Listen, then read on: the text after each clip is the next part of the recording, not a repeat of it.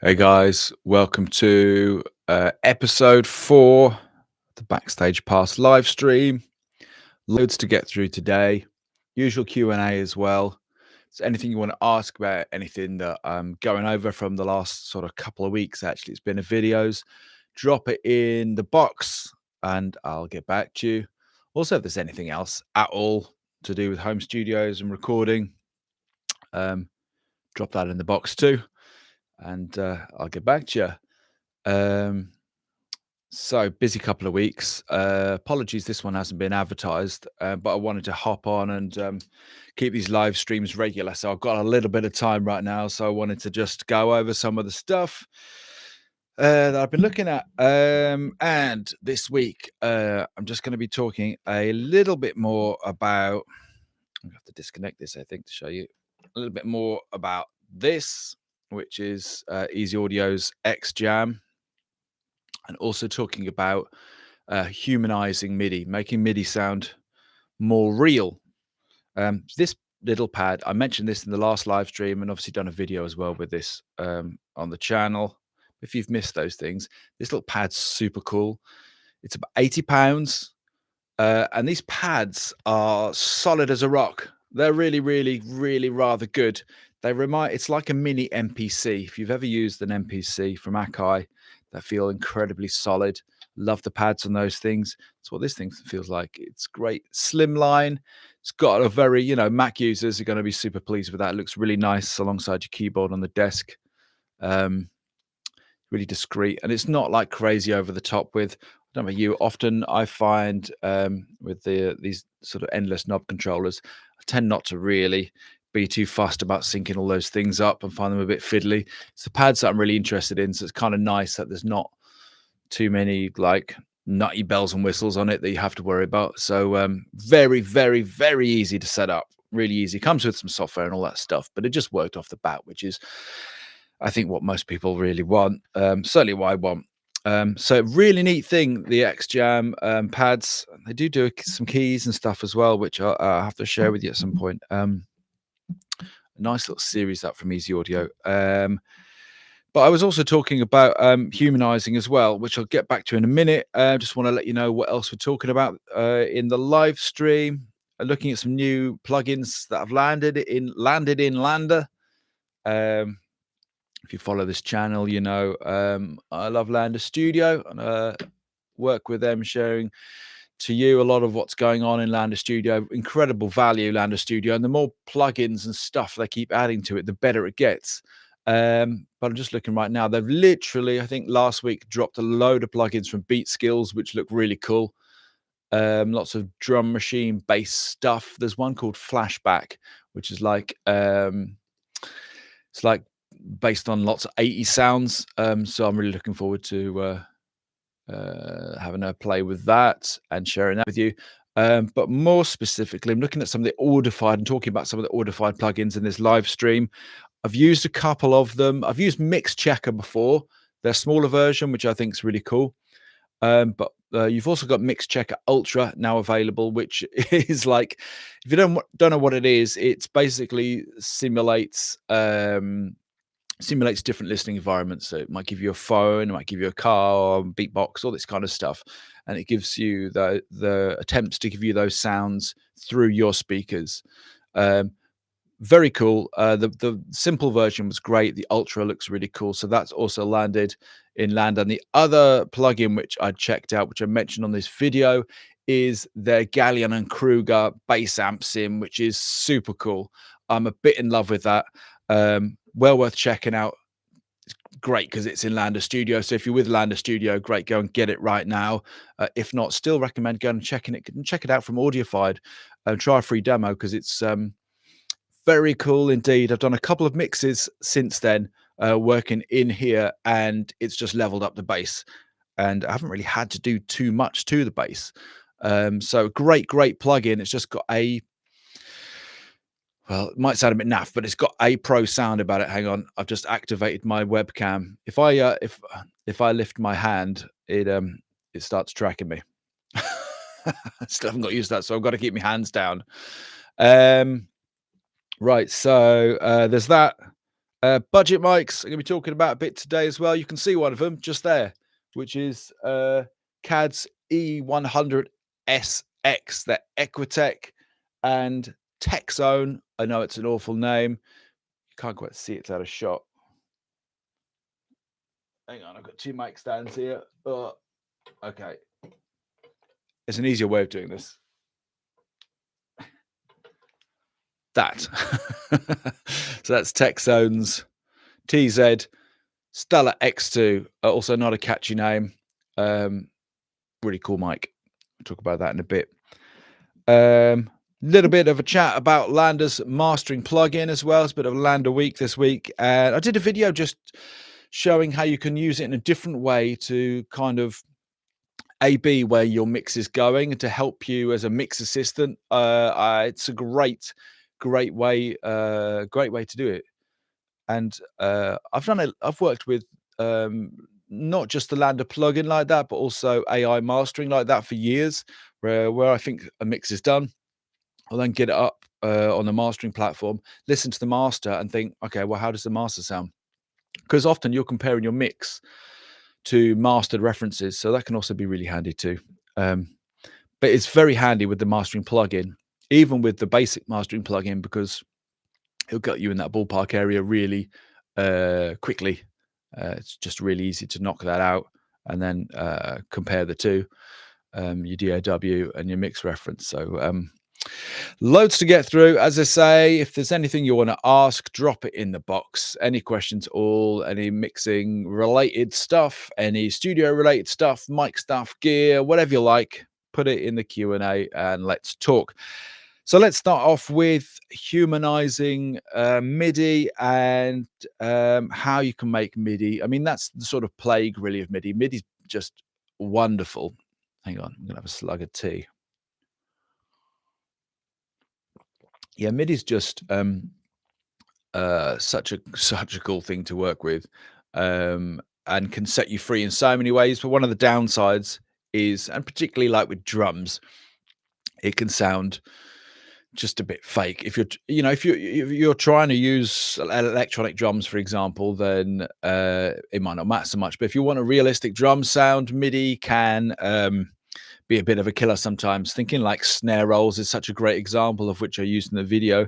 If you have a snare roll that's just got the same velocity all the way through, let's say 100% for argument's sake, then your snare roll is going to be like it's going to be like a dance snare roll, and that might work for dance genre. But if you want something to sound realistic, then a drummer's going to slowly build up that roll. Now, we're in an age where everything has a plug-in and time saver for it, but I'm a big believer in take 10 minutes, 20 minutes to just get in there and work with the velocity yourself. And a snare roll is a great example of that. If you start at like 40% and end at 80%, then you're going to get a nicely gradiated snare roll, and just get in there and just take the time to do it by hand. Because it makes a big difference. Remember, when you're making a snare roll, it also doesn't have to be perfect. You don't have to do it like left and right hand 40%, 45%, 50%. Just mix up the numbers a bit, humanize it, and that can go a long ways to making acoustic drums sound a lot more real. If you've got any questions about humanizing the timing of MIDI and velocity and working with dynamics, drop it in the question box, or any other questions about home studio gear, anything related with home recording, and drop it in the box and let's talk. But for now, I'm moving on. There's one other thing actually with MIDI I wanted to say, and this is a really neat trick. If you want a snare to sound like it's got a bit of backbeat to it, feel a bit more like it's in the pocket, that can be quite hard to do with MIDI drums, because even if you have been, you've got your humanize option on, and you've worked with the velocity, it can still sound quite robotic. And if you want that more kind of in the pocket sound, you can literally just grab all your snares and take them all back just an increment, just to sound like they're a little bit behind the beat. And that can really work. I've had a couple of mixes where that's worked. You can do the same thing with hi-hats. If you want to feel like the hi-hats are pushing in a certain area of a song, just grab the hi-hats and just a tiny bit, just take them all forward globally of that section. And that can help to make the MIDI feel like it's pushing and it's got just a little bit more feel. Two really good tips that with the snare and the hi-hats. Generally, I just want the kick to be solid as a rock and down the middle. So yeah, that's mixing with MIDI and making it sound as human as possible, and also this neat little thing, which is super duper cool. I love this thing. I've mentioned it now in a couple of live streams because it's just great. It's my like mini Akai, but for 80 quid, crazy. The pads feel superb, and it looks lovely on the desk, especially if you're an Apple user. It's going to be a really nice fit. Keep an eye on this camera because it does like to do its own thing. It's like a bit of an AI camera. It's meant to track me around the room, but I've got it fixed at the moment. Okay, so I think we're going to go on to these budget mics next, actually. So did a video of these about a couple of weeks, a week or two ago, about two mics which I've been using. I've had in the locker for quite a long time. You can see one just here, which is CAD's E100 SX Equitech. They've had four. I don't know if I've got the box here somewhere. I don't know where that's gone. They've had four different Equitechs come out in the 90s, noughties, 10s, and now in the 20s. And like if you look in forums, you find them come up a lot in podcast forums. People getting quite excited about previous Equitechs.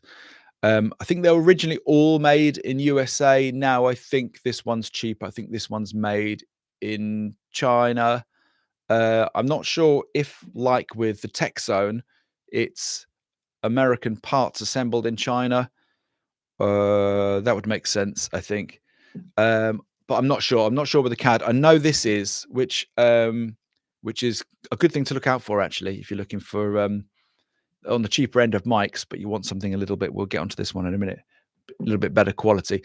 But this CAD is about £100, which I think it's insane value for money. It's got a slightly warmer sound about it. It's kind of billed as a bit of a vintage kind of vibe mic.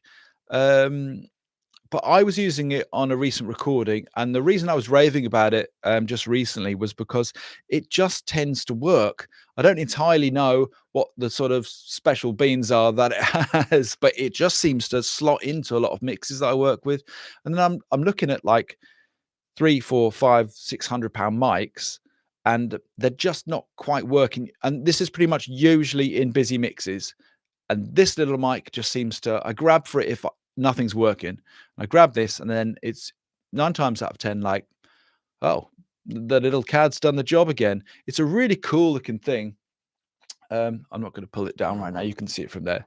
It's like a little ice cream wafer. It has its own little windshield cradle, I should say, that it sits in. And it's got a couple of pads on it too. 10 dB pad and a high pass filter on it as well, all for about 100 quid. Comes in a great case. Really lovely mic. If you're looking for a slightly warmer vintagey sound, but don't be put off by it sounding vintage. It's not kind of like it's not like a ribbon or anything. It's got a sound. It's a bit like my Octava 319. But I actually prefer this, and I love the Octava. So really, really lovely mic for that. If you're more in the market of like natural sounds, and this is what I was raving about this one as well in the video, and you can check these out in the video. I've got some audio examples of these two. Then this one, I mean, their company does have a real, they're called Tech Zone, which like if you're inside like a supermarket, you'll often see like brands like Tech Zone headphones, premium.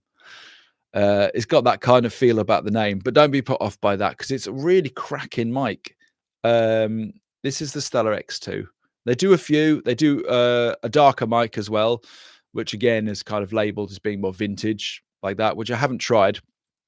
And they have recently put out a more expensive sort of premium mic as well, which looks really cool. But this one's about 200 quid. And it's one of those that I come back to. I've got quite a lot of mics around this price point that I've tried out, and quite a few from sort of big brands. SE was one which I really liked, the 4100.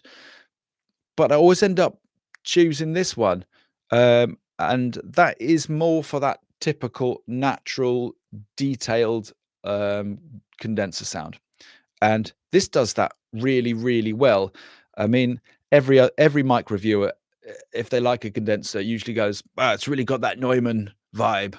I guess what they're looking at is that sort of premium, detailed, natural sound, and this does do that over a lot of other mics or all mics that I've used in that price point. So I really like it for when I've got vocals with just a piano, if I've got vocals with going with guitar, if I've got someone in doing a really simple recording like that and they want a really natural sound, that's the mic I go for most of the time. Considering it's £200 these days, there's so many good mics out there for not, not crazy amounts of money. And over time, you get to kind of know how good a mic is, because if you have some success stories with it and some good mixes, then you end up reaching for them. These two for me have won the test of time. So great sort of typical, if you like, all round natural detail condenser. If you're after a bit more of a warmer sound, or just some fits in busier mixes, Magic Beans mic, then give that a go. Give it a go. They're worth trying. I mean, you could resell them probably for about the same amount of money, even if you didn't like them. So excellent mics, I think.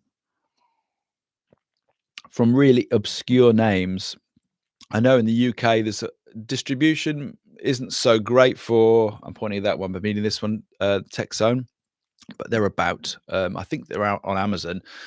CAD, I think Thomann lists the CAD microphone. So well worth checking out. Well worth checking out.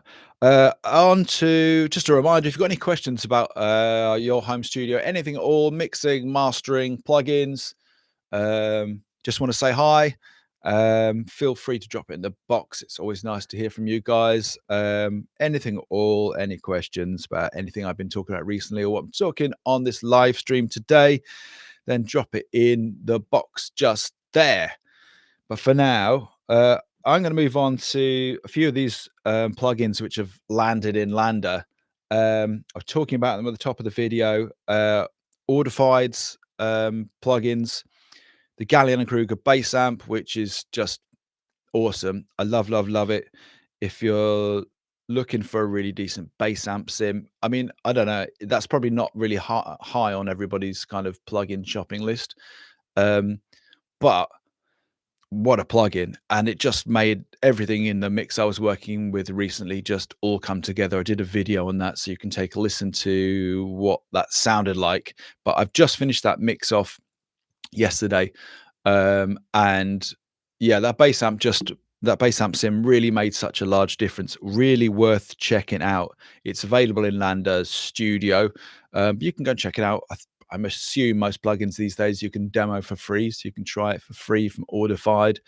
And as I was saying in the video, my bass is like um, not the best.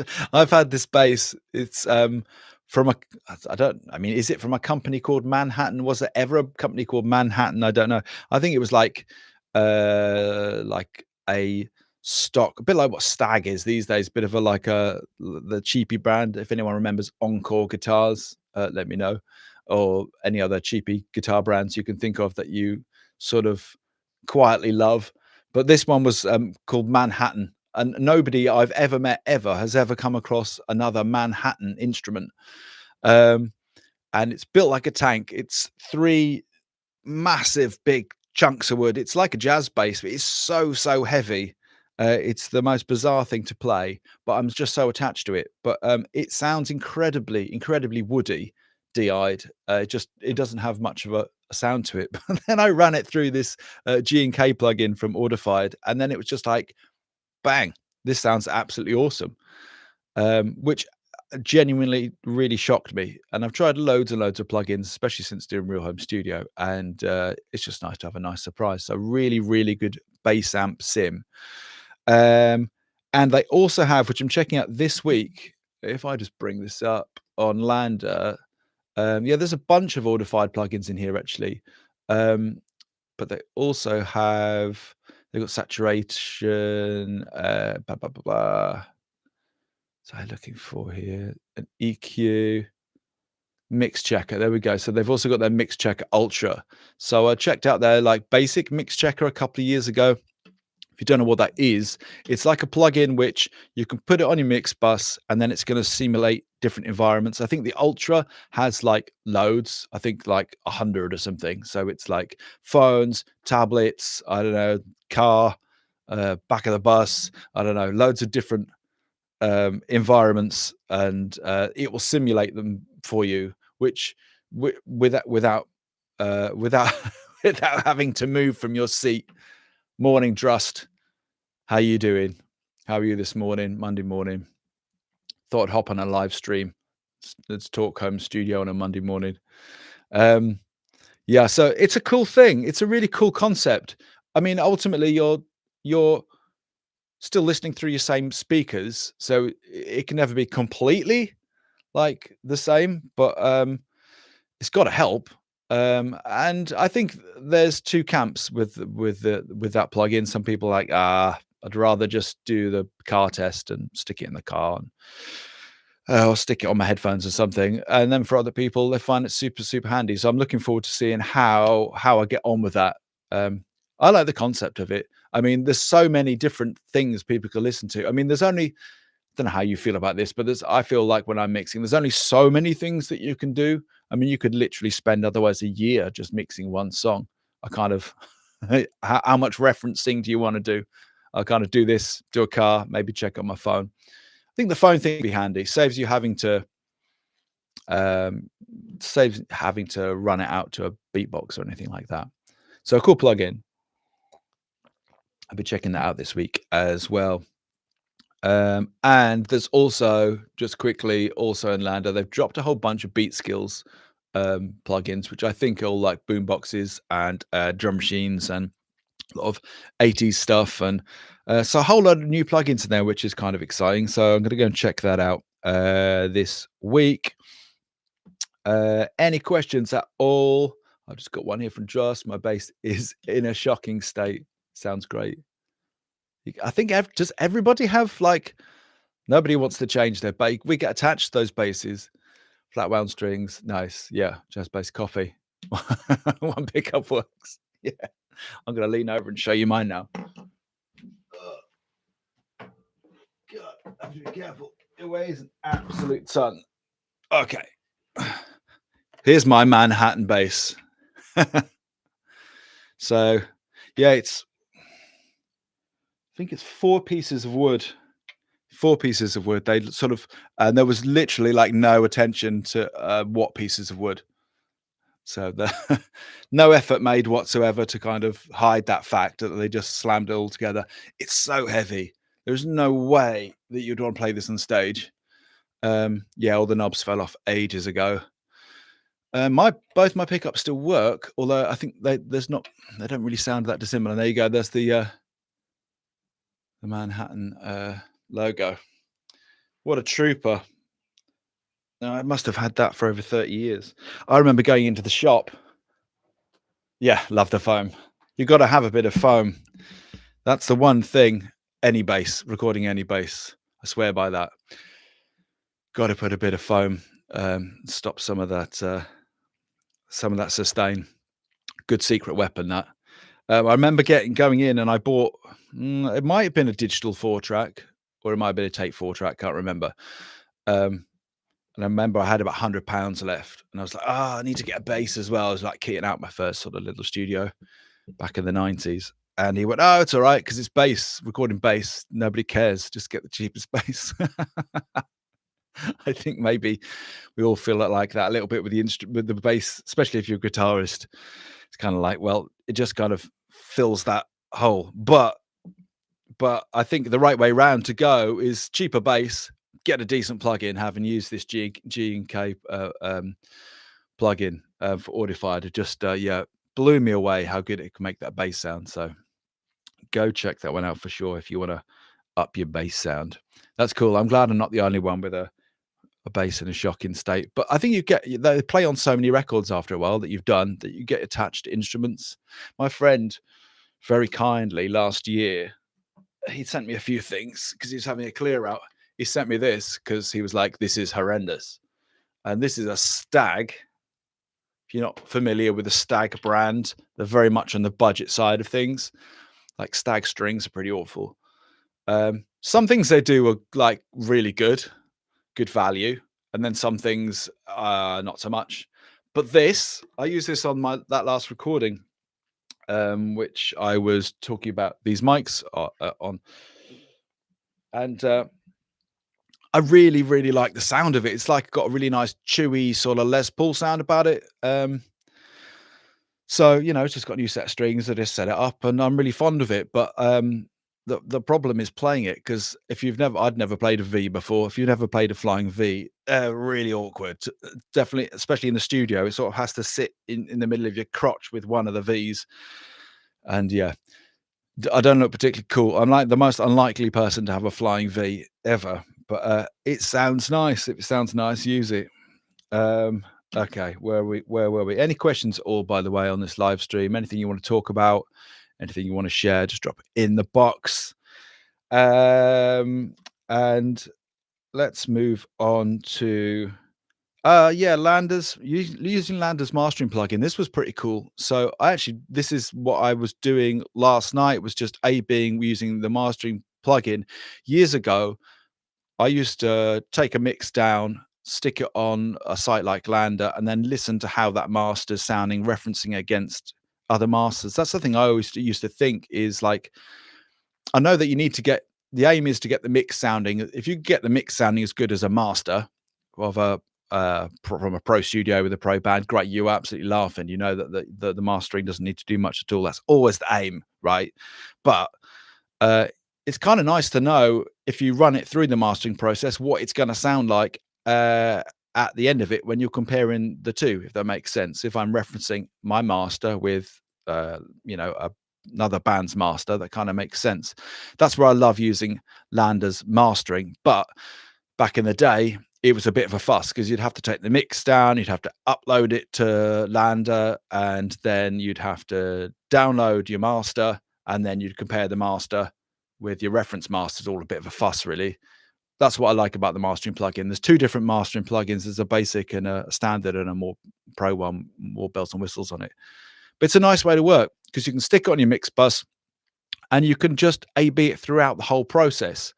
And especially, I think if you're working solo and you're making your own music, I think the kind of mixing stages can become, and that's fine to do that, become a bit blurry. I can't say that the difference of experience of me working with a client's mix and my music and my mixing is quite different, because I like to keep everything really open-ended when I'm working with my own mixes. I want to be flexible. Like for this mix, for example, that I've worked on, I've still kept all the drum MIDI open in case I need to make any changes. And it's a more sort of fluid experience. Whereas if you have a client mix, you can go through the steps. You can do my gain staging and however you like to work after that, balance mix. I like to get the drums, and I'll bring the vocals in pretty early and get everything then up and going. But when I'm working on my own stuff, it's much more of a sort of fluid, messy experience. So it's really nice to have the Lander mastering plugin as a bit of a reference, just to help you know that you're going in the right direction. I don't know. Do any of you guys work like that? I think it would be very, very organized to do all of your recording, then bounce it all down, and then start a whole new session, and then put your mixing hat on. I tend to find that all of the roles sort of blur into one when I'm working on my own stuff. That's how I've always worked. But I enjoy client mixing because you just have to put one hat on, which is nice. Which is nice. I think it can be really challenging working. I think essentially in the studio, what you're doing is working sort of like a band. When you're writing and feeling lines out and trying stuff out, you're like a band in a studio working together, but you're having to do it as yourself. Multitask. It's quite a skill, really. So as we're getting towards the end of this Backstage Pass episode 4, if there's any questions, any things you want me to talk about, Any things which you've encountered, any plugins, any gear, any stuff, any videos which you've watched of mine or anyone else's recently that you want to talk about, let me know in the Q&A. It's great to get conversations going. Otherwise, I'm just going to end up rambling on and on. This week's one was covering these microphones, both great mics. So if you're interested in those, I've done a video on those recently. I've talked about this super cool little gadget. I love this thing. Cool. Anyone's used Akai's stuff before? This reminds me of like a little mini Akai. These pads are great. A few people have commented and asked me about the pads, and I'll be honest, when lots of gear comes in and it's got these sort of never-ending knobs and things, it's very rarely I'm going to actually like be bothered to set all of that up. What I'm interested in is the pads, and really what I'm interested in is plugging it in. Does it connect easily? I think that's pretty much what 99% of people do. There is some software and stuff that comes bundled with it, but it all just plugs in and works. Really easy to work with Addictive Drums. So a really nice little bit of gear. They've got a whole series like that of like travel MIDI things. So I'll be checking them out as well. I think that's pretty much all I wanted to cover in the Backstage Pass. If you enjoy these live streams and you want to check more out, they're all available by hitting the join button below. And within that too, in the producer's pass, is all my courses as well. They're all getting migrated from realhomestudio.com, and I'm getting them all to land here in Real Home Studio YouTube. So if that interests you, if you want to support the channel, if you want to get more involved, hit the join button. There's a couple of options there, but great to see you over there. And also all of these live streams get saved also in that Backstage Pass as well. The nice thing too about that area, you can ask away, asking your questions, and just opens the forum up. It's a nice new option to have for Real Home Studio on the YouTube channel.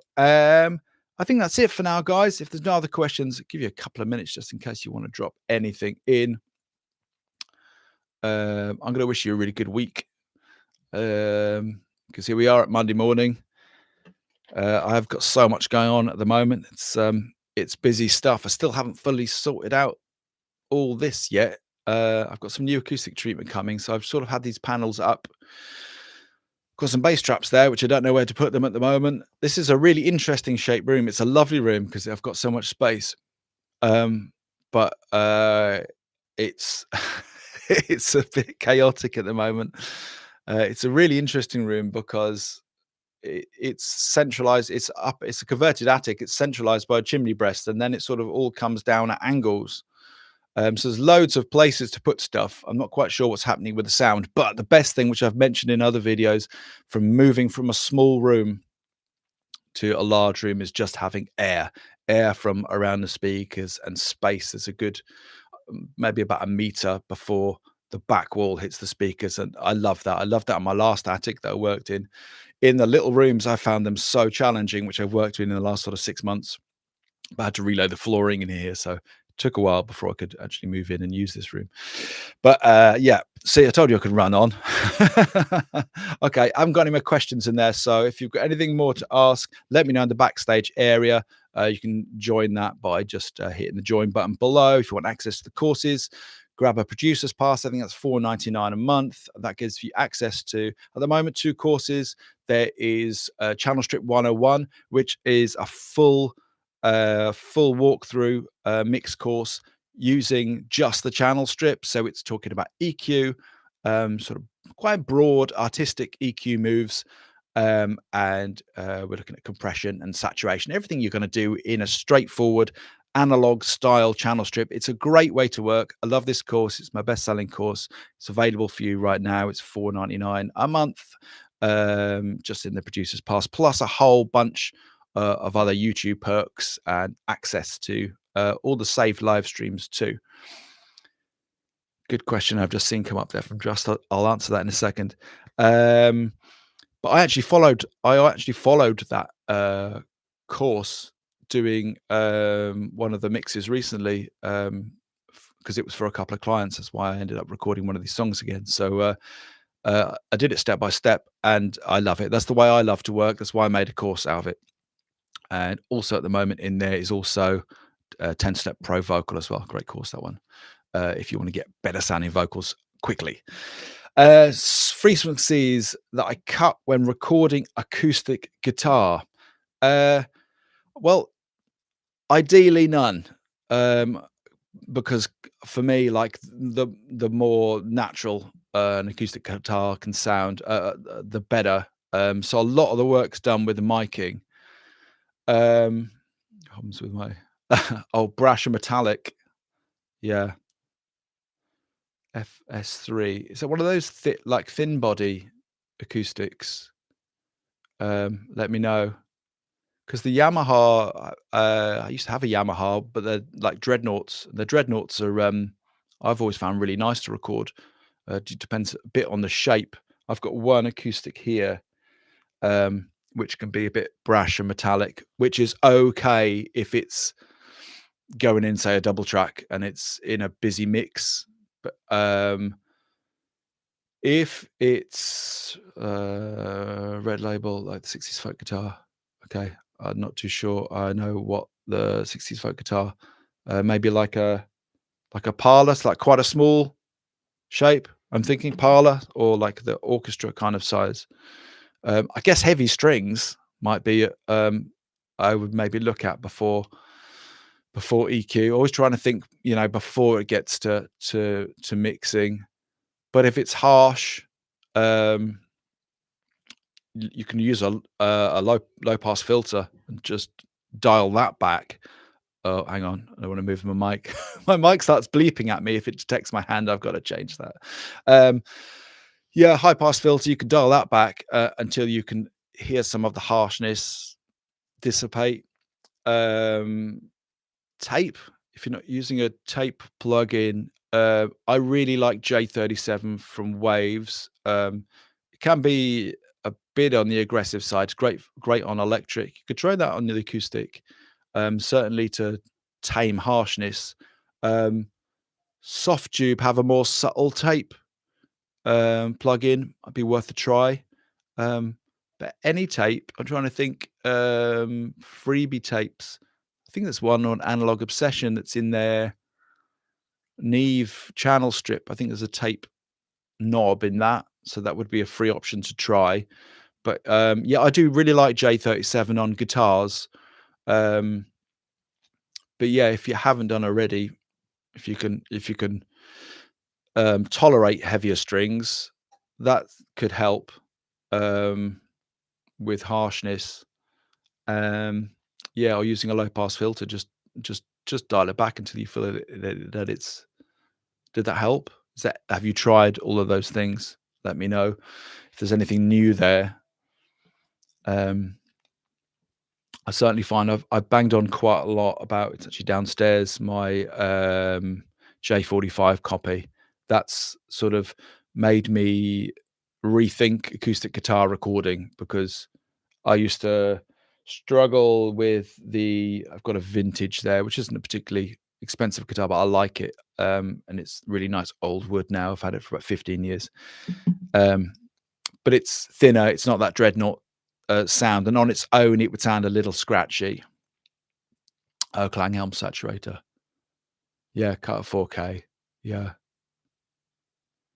Yeah. I mean, it just might be a case of that's a guitar that does one thing well, maybe. That's what I'm saying with this Sigma. There would be no amount of tweaking with the vintage which could get it to sound like sort of a bit J45y. Sometimes that's it with. I found certainly more and more that when I get access to using certain bits of gear and instruments, that you just go, oh, like I spent 5 years trying to get that sound, and then that was what happened with the G&K plugin. Actually, it's like, all right, oh, that was it. Just actually needed the right tool for the right job. That can be it a little bit. And good morning, Sally. Well, good moaning. Yeah, so yeah, if it's sounding scratchy, I think, the other thing with acoustic guitars is if you start playing around with EQ, which you may well have found already, and you really start diving in really deep, you can end up coming back to it and thinking, what have I done? The thing with acoustic guitar is you want it to sound natural. Yeah. It sounds great till you record it. I know that feeling. Yeah, maybe, I don't know. It may be just one of them, maybe different mic. I see, yeah. Um, yeah, I've got instruments like that too. They sound nice in the room. You put a mic on them, and you could try stereo mic in it if you haven't got that. If you haven't tried that yet, I certainly find. I'm trying to look for where they are. Yeah, is that them? No, no, that's not them either. Somewhere. Oh, here they are.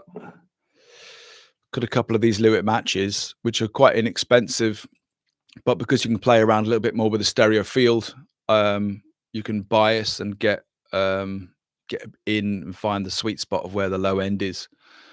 That might be worth trying, rather than using just one mic. Could be another option. Just keep on trying. I think that's the fun of home studio recording. Great little mics, these. Okay, I think I'm going to wrap this one up. I have rambled for 40 minutes. If you want access to all of these live streams, you want to look at them after they've been recorded, then just hit the join button below this video. And as I say, all the courses are available there. At the moment, 2 have been migrated, 2 more still to get migrated. The whole access to a whole load of stuff. I think it'll end up being over 100 videos, tuitional videos in there. So go check it out. You can hit the join button below. I see you over there. Yeah, try the stereo mic in. There's a lot of different ways to stereo mic. The one thing, the way I really like, particularly, you can get away with this really easily with a match pair. You can do it with an unmatched pair. You just have to be careful with phasing. But loads of different methods. But this is super simple. 2 mic stands, and the distance that your mic is from the guitar, put these mics 3 times that distance. Okay, so if it's, say, a foot away from the guitar, then have 3 feet of these mics to be 3 feet apart. One going somewhere towards, say, neck, 12th fret kind of position, and one somewhere around, say, the bridge. And that's bass, that's neck. And just play around with them. If they're not matched, and listen in your headphones, you can move the mics around just to keep listening, and then you'll hear it. You'll hear it when they're in phase and they're sounding good. Hit record, and then you can wide pan those, hard left and right if you're doing that with the vocal down the middle. And I've found that I've done that a few times. It creates a really wide, very natural sound. It's really easy. Just involves a couple of mic stands. But yeah, I found that gives me the best results for recording acoustic guitar and vocal. It's not nice simple one. So let me know how you get on with it. Definitely try stereo micing. That is a game changer. If you've been doing everything with one mic, when you start stereo mic and acoustic guitar, because that's such an instrument that we hear in stereo, isn't it? The guitar. So yeah, do it. Have fun with it. Don't worry that you missed the show. DI bass. Actually, I was talking a lot about DI bass today. Check out the Gallion and Kruger plugin for DI bass. That will absolutely blow your mind. You can probably try that for free from Audified on a free trial, or you can join Lander Studio, and it's available in there right now. You can grab it. You can get 20% off Lander Studio below the video. That's like the most mind-blowing. I'll set my web camera off again. I've got to sort this out. That's just a great bass amp sim that has absolutely changed my home studio recording, because it just sits in the pocket every time. It just sounds, you put any bass through it. If you missed this live stream today, Sally, this bass, which you might even remember, don't sound great DI, and that's putting it mildly. But through that plugin, it just sounds like the best Fender bass you've ever heard.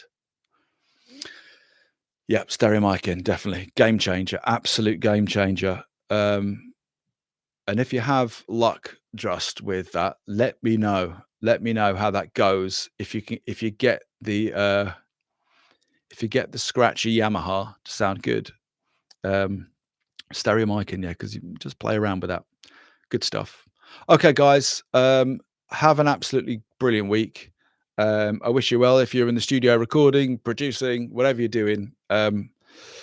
Enjoy, and I'll see you in the week. Got a couple of videos coming up this week. If you want more stuff like this, hit the join button below this video. I'll see you in the backstage area. And I'll see you next week.